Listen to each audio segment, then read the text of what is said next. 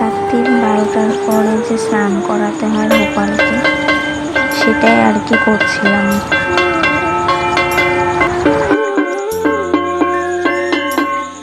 তারপর তো আমার গোপোষণা ঝটপট প্যান্টুলি করে নিল।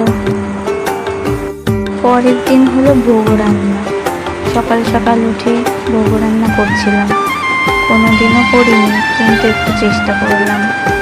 তোমরা একটু কমেন্ট করে একটু জানিও কিরকম হলো দেখতে। এরপর রেডি হতে চলে এলাম আমি।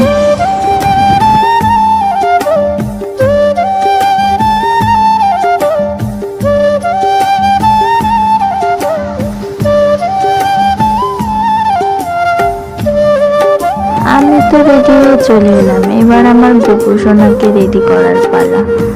তো তোমরা চটপট একটু কমেন্ট করে জানিও যে আমার গোপোষণাকে কেমন লাগছে।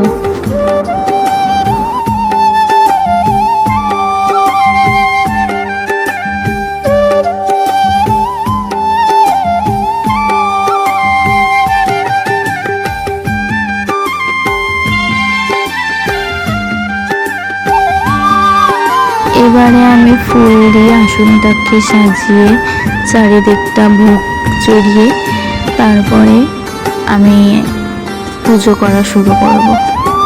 তোমরা দেখতে থাকো।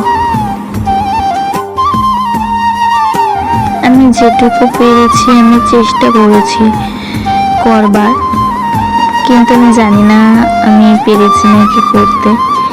তো তোমরা একটু প্লিজ কমেন্ট করে জানিও।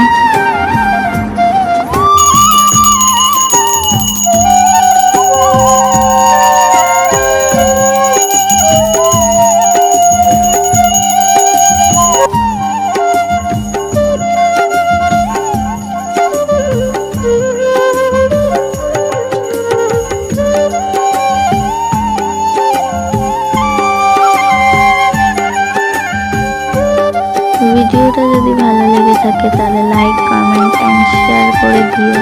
টাটা।